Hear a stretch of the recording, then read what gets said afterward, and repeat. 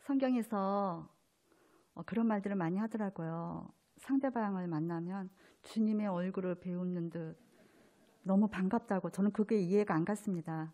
근데 오늘 여기 오면서 우리 성도님들을 보면서 주님의 얼굴을 배우는 것처럼 너무나 반갑습니다. 그리고 이러한 은혜를 부족한 저에게 주신 교회와 목사님과 우리 장로님들과, 제가 목사 안수 받을 때 끝까지 늦은 시간인데 힘드셨을 텐데 남아주셔서 축복해 주시고 축하해 주시고 사진도 찍어 주시고 너무나 감사했습니다. 먼저 감사를 올려드립니다. 저는 오늘 본문의 제목 엘베델에 대해서 말씀을 나누려고 합니다. 엘베델을 이해하기 위해서 우리는 야곱에게 베델이 어떤 의미가 있는 곳인지를 알아봐야 할 필요가 있습니다. 여러분, 야곱에게 베델은 어떤 곳입니까? 야곱에게 베델은 상당히 큰 의미가 있습니다. 야곱이 형 에서 장자의 복을 가로차게 되죠. 이것을 알게 된 형 에서는 야곱을 죽이기로 마음에 작정을 합니다. 다급해진 이삭과 리브가는 야곱을 밧단 아람에 살고 있는 외조부 부두엘의 집으로 보냅니다. 그러면서 야곱에게 내 외삼촌 라반의 딸 중에서 아내를 맞이하라고 권면하죠. 이렇게까지 말하는 것은 아마도 이삭의 분노는 오래 갈 것이 분명하고 그로 인해서 야곱이 집에 쉽사리 돌아오지 못할 것이다 라는 것을 알았기 때문일 것입니다. 어쨌든 야곱은 갑자기 자신의 고향과 부모님과 형제를 두고 먼 길을 떠나는 처지가 되었습니다. 야곱은 자기가 살던 브엘세바를 떠나 하란으로 향하여 가다가 날이 어두워지므로 돌을 가져다가 베개로 삼고 잠을 청합니다. 무엇 하나 걸칠 것 없는 쓸쓸하고 황량한 강야에서 야곱은 돌베개 하나에 몸을 기대어 쪼그린 채 잠을 청합니다. 그러나 여러분, 잠이 쉽사리 오지 않습니다. 태어나서 처음으로 부모님과 고향을 떠나서 방랑자가 되어버린 야곱에게는 눈물마저도 여러분 사치인지 모르겠습니다. 처음으로 혼자가 되어버린 야곱은 혹시나 캄캄한 밤에 사나운 짐승이 나타나지는 않을까 하고 몹시 두려워했습니다. 차갑게 스치는 바람에 벌써 부모님이 그리웠을 것입니다. 그리고 앞으로 자신의 앞날이 어떻게 될지 몰라 몹시도 걱정이 되는 고독한 밤이었을 것입니다. 야곱은 그렇게 걱정하다 잠이 들었습니다. 그런데 야곱의 꿈에 하나님이 나타나셨습니다. 사닥다리 꿈을 꾸었는데 하나님은 딱 맨 위에 계셨고 하나님의 사자들이 그 위에서 오르락 내리락 하고 있었습니다. 그때 하나님이 야곱에게 말씀하십니다. 우리 다 함께 창세기 28장 13절을 찾아볼까요? 창세기 28장 13절에서 15절을 다 같이 읽습니다.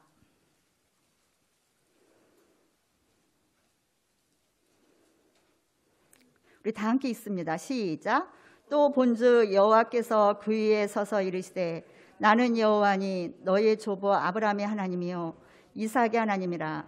내가 누워있는 땅을 내가 너와 내 자손에게 주리니 내 자손이 땅에 티끌같이 되어 내가 서쪽과 동쪽과 북쪽과 남쪽으로 퍼져나갈지며 땅의 모든 족속이 너와 내 자손으로 말미암아 복을 받으리라. 내가 너와 함께 있어 내가 어디로 가든지 너를 지키며 너를 이끌어 내가 내게 허락한 것을 다 이루기까지 너를 떠나지 아니하리라 하신지라. 아멘. 야곱은 꿈을 꾸고 잠에서 깨었습니다. 야곱은 놀랐습니다.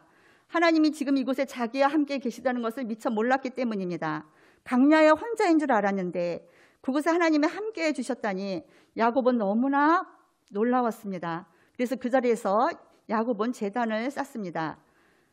우리 다 같이 창세기 28장 20절이죠. 그 다음에 있습니다. 창세기 28장 20절에서 22절을 다 함께 읽습니다. 시작.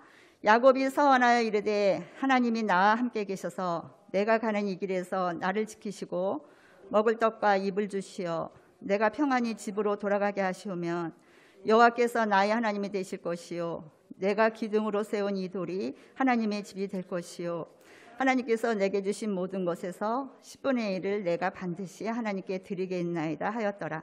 아멘. 여기서 베델이 나오죠. 베델은 히브리어로 베트엘이라고 합니다. 하나님 엘과 집 베트, 이게 합쳐져서 하나님의 집이란 뜻입니다. 그래서 그의 서원은 여러분 세 가지로 볼 수가 있습니다. 내게 주신 모든 것에서 내가 10분의 1을 내가 반드시 하나님께 드리겠나이다 하였더라. 이 말씀에서 보게 되면 첫 번째가 자기 하나님으로 섬기겠다는 그런 말입니다. 그래서 여기서 여호와께서 나의 하나님이 되실 것이요 라는 말씀은 지금까지 아브라함의 하나님, 이삭의 하나님이라고 불렀지만 이제는 그 조상들의 하나님이 나의 하나님이라는 것입니다. 즉 아브라함의 하나님, 이삭의 하나님을 비로소 자신의 하나님으로 삼겠다는 그런 말입니다. 우리 가운데 모태신앙을 가지신 분들이 많이 있지요. 그래서 부모님이 섬기던 하나님을 많이 보았고 체험했을 것입니다.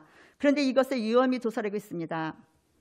마치 내 하나님으로 삼지 않았음에도 불구하고 부모님이 믿는 하나님이 저절로 내 하나님이 되는 것으로 착각한다는 것입니다.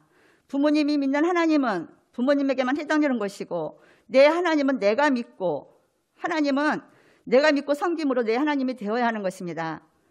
부모님의 믿음으로 내가 천국 가지 못합니다. 부모님은 부모님 믿음대로 나는 내 믿음대로 각자가 천국에 간다는 것이죠. 그래서 여러분 어떻게 보면 믿음은 홀로 세우는 것입니다. 부모님이 그렇게 믿음으로 살아오셨다면 그래서 아브라함의 하나님, 이삭의 하나님으로 불려졌다면 이제는 내 하나님으로 불려져야 됩니다. 이렇게 내 하나님으로 불려져야지만 다음 세대도 야곱의 하나님이라고 부르며 하나님을 찾을 수 있게 됩니다. 이러한 선 역사가 자손 대대로 이루어지는 것이지요.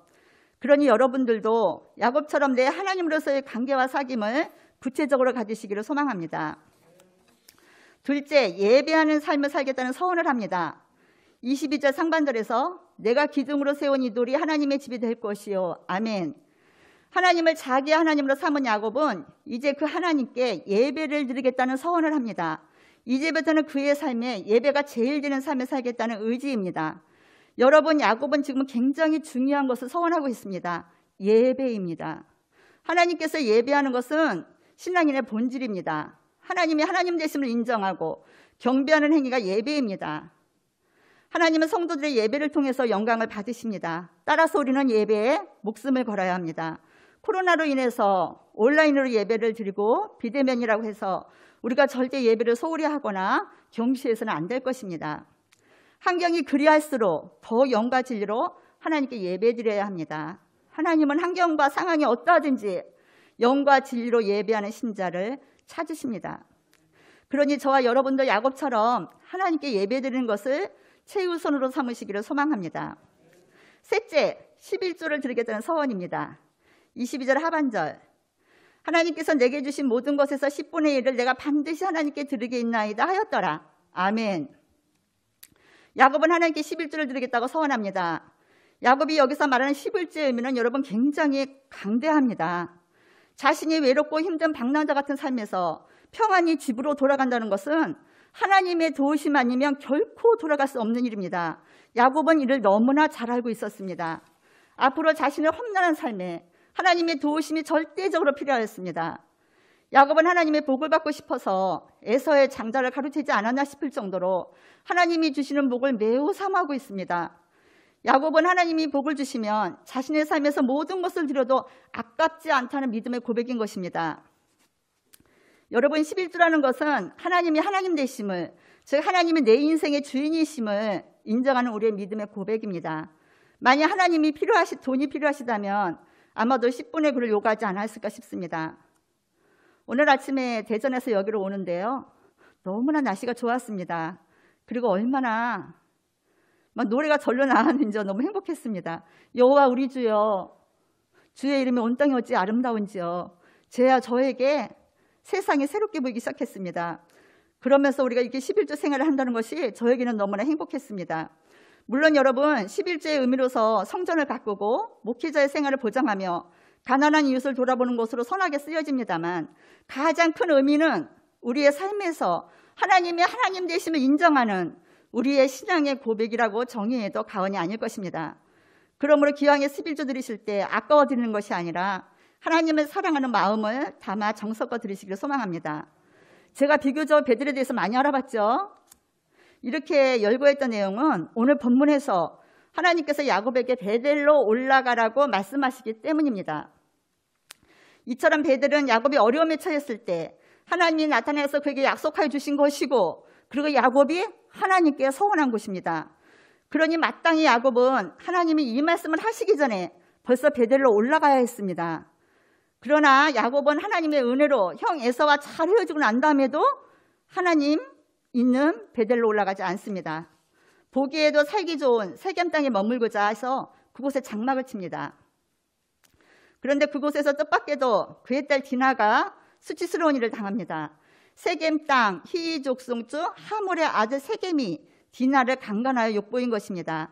이 사실을 알게 된 야곱의 아들들이 심히 놀랍고 근심했습니다. 왜냐하면 세겜의 아들이 딸을 강간한 것은 이스라엘에게 부끄러운 일, 그 행하지 못할 일을 행했기 때문입니다. 강간 후에 세겜의 아버지 하몰은 야곱에게 자신의 아들인 세겜이 디나를 사랑하니 서로 결혼시키고 서로 간에 통혼하자며 제의를 하게 됩니다.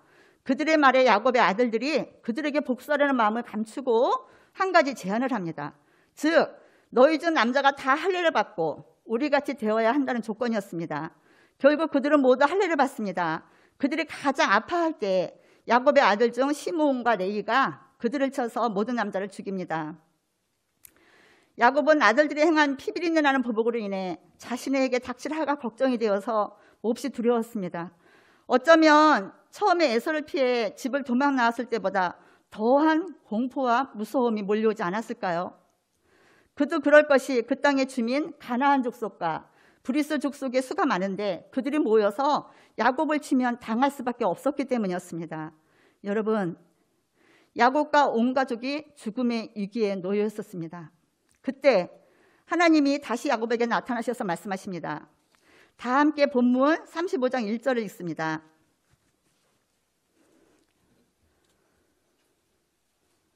35장 1절을 다 함께 읽습니다. 시작. 하나님이 야곱에게 이르시되 일어나 베델로 올라가서 거기 거주하며 내가 내 형 에서의 낯을 피하여 도망하던 때에 내게 나타났던 하나님께 거기서 제단을 쌓으라 하신지라. 아멘. 엉뚱하게 낯선 땅 세겜에 안착하여 큰 봉변을 당한 야곱에게 하나님이 나타나셔서 처음 하나님을 만났던 베델, 즉 형 에서의 낯을 피하여 도망할 때 야곱에게 나타나셔서 약속을 주신 곳, 그리고 야곱이 하나님께 서원한 곳에 올라가서 제단을 쌓으라고 말씀하십니다. 이금호 장로님이 살아생전에 설암 수술을 받게 되었습니다. 모두 알고 계시죠? 힘들고 어려운 수술 과정이었습니다. 수술이 잘 끝나고 회복 과정이 있었는데 그때 이제 아산병원에 주일이 되어서 예배를 들어갔습니다. 근데 장로님께서 혀가 이상하다고 하셨습니다. 그래서 돌아와 보니 혀가 다시 죽어가고 있었습니다.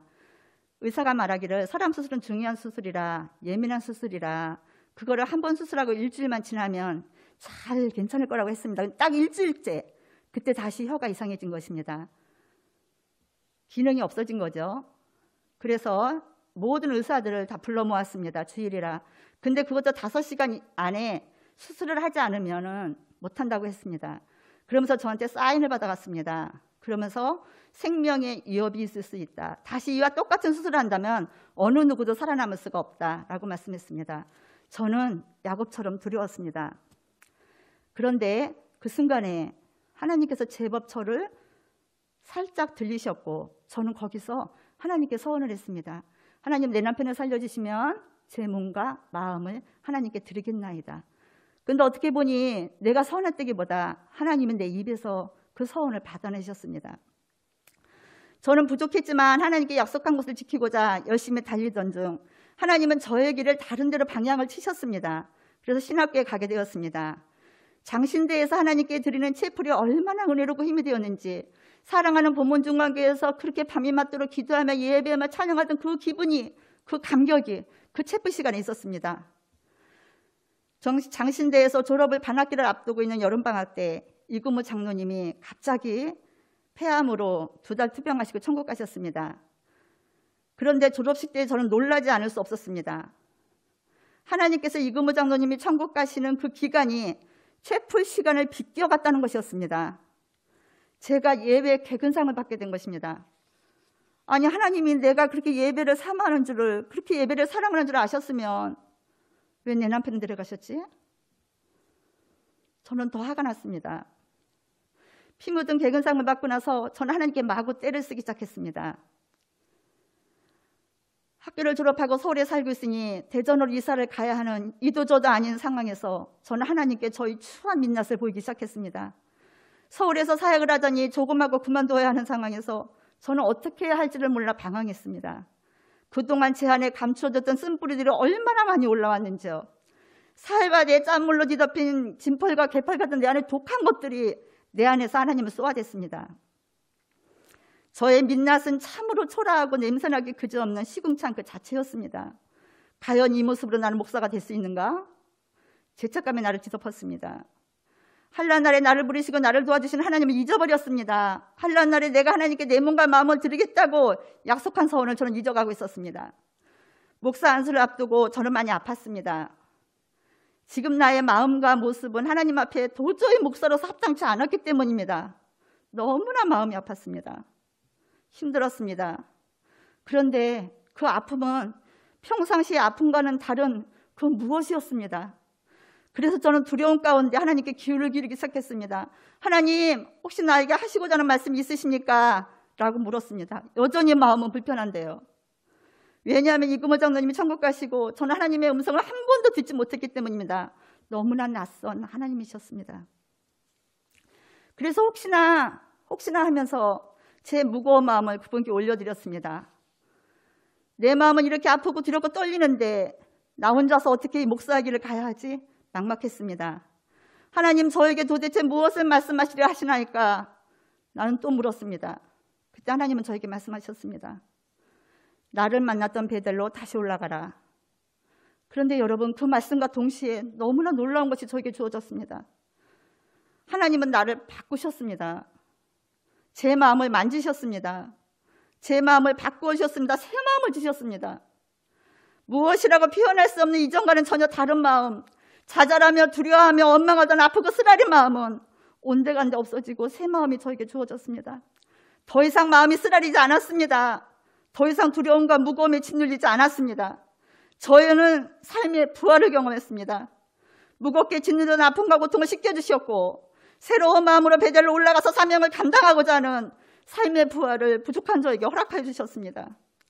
하나님이 능력으로 예수님을 사망에서 부활로 일으키신 같이 베델로 다시 올라가는 것은 저에게도 야곱에게도 여러분 부활이었습니다. 저는 베델에 올라가기 위해서 지난날에 나의 추하고 더러운 죄악들을 회개하며 자비의 하나님을 찾았습니다. 완고한 마음으로 하나님께 원망하며 불평하며 거역했던 것들을 참회하며 긍휼의 하나님을 찾았습니다. 야곱도 베델로 올라가기 전에 자신이 불신앙으로 살았던 모든 삶을 청산합니다. 다 함께 우리 본문 2절을 읽습니다. 35장 2절입니다. 시작. 야곱이 이에 자기 집안 사람과 자기와 함께한 모든 자에게 이르되 너희 중에 있는 이방 신상들을 버리고 자신을 정결하게 하고 너희 의복들을 바꿔 입으라. 아멘. 여기서 의복은 겉옷, 큰 외투를 말합니다. 옷이란 삶의 태도 그리고 마음 자세를 상징합니다. 야곱도 그의 가족도 베델로 올라가기 전에 마음 자세를 바꿔야 했습니다. 자신의 문제는 가족 공동체의 문제이기도 했습니다. 그런데 저는 저 자신만 잘하면 됐습니다. 너무나 감사하게도 수진이 가정과 희상의 가정은 하나님 앞에 아름답게 서서 방황하며 쓰러지며 절망하는 저를 바라보며 기도하고 있었습니다. 어미가 되어가지고 제 자신이 얼마나 부끄러운지 모릅니다. 그리고 야곱은 하나님의 말씀대로 제단을 쌓으려는 준비를 합니다. 우리 다 함께 35장 3절을 읽습니다. 시작.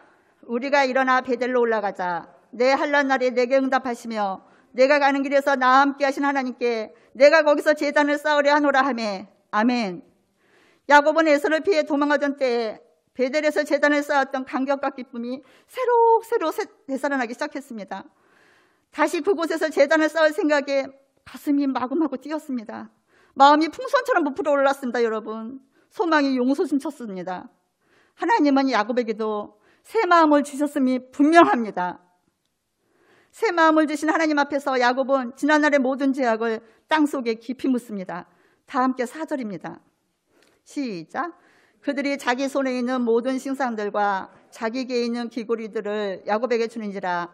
야곱이 그것들을 세겜 근처 상수리 나무 아래에 묻고. 아멘. 귀에 있는 귀고리는 몸을 치장하기 위한 장식품이 아닙니다. 우상숭배 또는 주술적 목적으로 달겨다니던 고리입니다. 그들의 삶은 하나님을 떠나서 하나님 없는 삶, 우상숭배하는 삶을 살았음을 보여주고 있습니다. 그러나 이제 야곱은 우상숭배하던 모든 죄악을 땅속 깊이 묻습니다. 저는 야곱의 이 행동을 보면서 우리의 죄를 담당하시고 십자가에서 죽임당하여 땅속에 묻히신 예수님의 모습이 묵상되었습니다.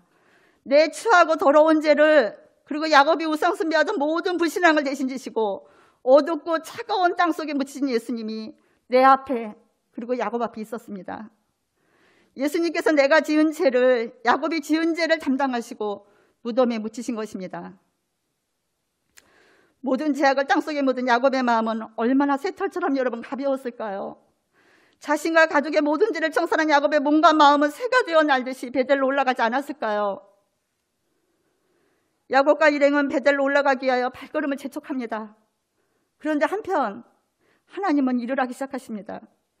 야곱이 베델로 올라오기를 기다리시던 하나님은 새로운 일을 준비하고 계셨습니다. 그것은 야곱을 다시 살리는 일이었습니다. 죽어 무덤에 계신 예수님을 다시 살리던 말입니다. 예수님의 부활이 야곱의 부활이 된 것이고, 예수님의 부활이 저의 부활이 된 것이고, 예수님의 부활이 여러분의 부활이 된 것입니다. 그리고 부활을 준비하신 하나님 앞에서 어둠은 더 이상 주장하지 못합니다. 하나님은 야곱을 주위의 모든 적들로부터 지켜주십니다. 다 같이 5절을 읽습니다. 35장 5절 시작. 그들이 떠났으나 하나님이 그 사명 고울들로 크게 두려워하게 하셨으므로 야곱의 아들들을 추격하는 자가 없었더라. 아멘. 여러분, 부활은 하나님의 전적인 영역입니다. 따라서 사탄은 절대 터치하지 못하는 부분이 부활입니다. 여러분, 그곳이 엘베델입니다. 다 함께 우리 7절을 또 읽습니다. 7절입니다. 시작. 그가 거기서 제단을 쌓고 그곳을 엘베델이라 불렀으니 이는 그의 형의 낯을 피할 때에 하나님이 거기서 그에게 나타나셨음이더라. 아멘. 베델은 하나님의 집이란 뜻이라고 제가 말씀드렸습니다. 그렇다면 엘베델은 무슨 뜻일까요? 엘베델이란 하나님의 집에 거하시는 하나님이란 뜻입니다. 저는 힘들고 어려운 중에 어떻게 하면 오늘 하루를 내가 버팅길 수 있을까? 어떻게 오늘 하루 내가 목숨을 부지하고 살아갔을까? 고민하던 중에 이찬수 목사님의 책 중에서 오늘 살 힘이란 책을 읽었습니다. 마침 그 책에서 엘베델에 대해서 이렇게 말하고 있더군요. 부흥은 베델에서 엘베델로 옮겨가는 것, 하나님의 집에 있던 관심이 하나님의 집에 거하시는 하나님에게로 옮겨가는 것이다. 이렇게 되어 있더라고요. 그렇습니다, 여러분. 부흥의 본질은, 부흥의 중심은 하나님의 집이 아니라 하나님의 집에 계신 하나님께로 돌아가는 것입니다. 그 하나님의 자신의 능력으로 죽은 예수님을 살리셨고, 야곱을 살리셨고, 저를 살리셨고, 여러분을 살리십니다. 그러므로 부흥은 예수님의 부활로부터 시작합니다. 예수님은 2번의 창조 사역을 하십니다. 첫 사역은 삼위일체로서 하나님과 함께 태초의 세상을 창조하실 때입니다. 2번째 창조 사역은 예수님이 부활하심으로써 하나님으로부터 왕권을 부여받아서 새로운 창조를 하신 것입니다. 부흥은 바로 예수님의 부활과 함께 이루어지는 새 창조 안에서 이루어집니다. 그리고 이 모든 위대한 일을 이루신 분이 여호와 하나님이십니다. 하나님이 하신 것입니다. 따라서 하나님의 집에 거하시는 하나님이 큰 역사를 일으키시는 곳 엘베델로부터 여러분 부흥이 시작됩니다. 즉 엘베델은 하나님의 능력으로 다시 살리시는 부활이 있는 곳입니다. 그러니 저도 하나님이 부르시는 엘베델에 올라가서 하나님이 기뻐하시는 그 예배를 드리려고 합니다. 본문 중앙교에서 이슬이 맞도록 밤이 새도록 기도했던 곳, 그렇게 우리가 함께 모여서 봉사하고 헌신하며 예배했던 그것의 맛을 다시 살려서 저도 그렇게 예배를 자주 나가려고 합니다. 사랑하는 성도님들도 부활과 부흥이 기다리고 있는 엘베델로 올라오지 않으시겠습니까? 여러분, 혹시나 여러분 중에서 삶이 너무 고달프고 힘드신가요? 그래서 지치고 쓰러져서 낭망하고 계신 것은 아닌지요? 저처럼 이제는 더 이상 일어설 수 있는 힘마저 잃어버려서 주저앉아 계신 것은 아닌가요? 이제는 내 인생이 끝이구나 라는 절망에 휩싸인 것은 아니신가요? 혹시나 큰 수술을 앞두고 두려움 가운데 계신 것은 아니신가요? 그렇다면 우리는 부활을 기다리고 있는 엘베델로 가야 합니다. 그곳에 가서 나를 새롭게 하시는 하나님을 만나야 합니다. 그곳에서 여러분 내 마음을 만지시는 하나님을 꼭 만나야 합니다. 그래야 저와 여러분의 영혼의 부흥이 일어납니다. 그래야 저와 여러분이 비로소 살 수 있습니다. 환난 중에 나를 만나주신 하나님께로 우리 다시 돌아갑시다. 말씀을 끝맺습니다. 이금호 장로님이 천국에 보내고 5일째 되는 첫 번째 예배를 드렸습니다. 이금호 장로님이 아파 병원에 있을 때에도 천국 가시고 나서도 하나님이 온종일 저에게 주시는 한 가지가 있었습니다. 부활이었습니다. 부활의 신앙이 아니면 제가 이 세상을 살아갈 수 없다는 것이었습니다. 그 죄라는 것이 얼마나 저를 징그럽게 하는지 저는 제가 너무나 싫었습니다. 그래서 저는 죄의 결박을 푸신 예수님처럼 그렇게 살고 싶었습니다. 제가 저를 더 이상 종으로 삼지 않으려면 부활의 삶을 사는 것이었습니다. 제가 땅속에 깊이 묻혀야지만, 제가 죽어야만 새롭게 태어나는 부활 말입니다. 그래서 저는 첫 예배에서 아들과 딸에게 당당하게 권면했습니다. 이제 나는 엄마로서 그동안 얽히고 설킨 이 모든 죄악의 사슬을 벗어버려서 죄를 유산으로 결단코 너에게 물려주지 않을 것이라고. 나는 부활의 삶을 사는 그 유산으로 부활을 너희들에게 물려줄 것이라고. 그러니 너희도 아빠 없이 살아가면서 너희 자신이 고슴도치가 되어서 세상과 사람들을 찔러대지 말라고. 아빠의 죽음이 헛되지 않도록 하라고. 저는 그렇게 당부했습니다. 혹시나 제가 얼마나 교만했는지 제가 뒤돌아서서 이렇게 시간이 지나니까 제가 여러 성도님들의 마음을 아프게 한 것이 생각이 났습니다. 정말 용서를 받고 싶었습니다. 더 많이 사랑할 수 있었는데, 더 많이 아껴줄 수 있었는데, 더 많이 안아줄 수 있었는데 그렇게 하지 못한 것들이 저의 마음을 너무나 아프게 했습니다. 정말 죄를 용서받고 싶었습니다. 엘베델은 그렇게 우리를 새롭게 하시는 부흥의 장소입니다. 엘베델로 올라가셔서 부활의 부흥의 삶을 사시는 저와 여러분이 되시기를 존귀하신 주님의 이름으로 권면드립니다. 아멘. 하나님 감사드립니다. 하나님 은혜입니다. 하나님께서 다시금 회복시켜 주셔서 하나님이 주신 이 길을 걸어가게 하시니 얼마나 감사한지 모릅니다. 아버지 사랑하는 본문중교회 성도님들을 배우니 주님을 배우는 듯합니다. 하나님 사랑하는 본문중간교회와 성도님들에게 은혜 베풀어 주셔서 아버지 이 자리가 엘베들이 되게 도와주시고 아버지 사랑하는 백성들이 아버지 엘베들이 올라와서 하나님께 예배드리며 다시금 하나님을 찾으며 올라올 때마다 하나님 그들의 마음을 만져주시고 아버지 그들의 문제를 해결하여 주시고 아버지 새 마음과 아버지 새 육체의 건강을 허락하여 주셔서 아버지 앞에서 회복되는 역사가 날마다 아버지 세상 가운데서 일어나도록 주여 은혜를 더하여 주시옵소서. 아버지 하나님 빌라델비아 교회를 그렇게 사랑하신 같이 작은 능력을 가지고 하나님 앞에 아버지 봉사하고 헌신했을 때 그것을 기쁘게 보시고 아버지 그렇게 칭찬하셨던 것처럼 우리 사랑하는 본문중앙교회를 얼마나 아끼시고 기뻐하시는지 모릅니다. 하나님 사랑하는 성도님과 교회와 목사님들 조금도 힘을 잃지 않게 도와주시고 어떠한 어려움과 낙심이 온다 할지라도 내 삶에 힘든 일이 있다 할지라도 하나님께로 돌아가는 주의 백성되도록 주여 도와주시옵소서. 여호와께 돌아가자. 여호와께 돌아가자. 아버지 그것이 내가 살 길입니다. 한란 날에 나를 만나셨던 주님, 그 주님께로 돌아가게 하시고 아버지 여호와께로 돌아가서 사랑하는 주의 백성들의 아픈 마음들과 그 모든 생각들과 그들의 아버지 영혼을 만져주셔서 본문중앙교회와 아버지 이들의 영혼 속에서 새로운 부활의 아버지 부흥이 일어나도록 주여 은혜 위에 은혜를 더하여 주시옵소서. 예수님의 이름으로 기도합니다. 아멘.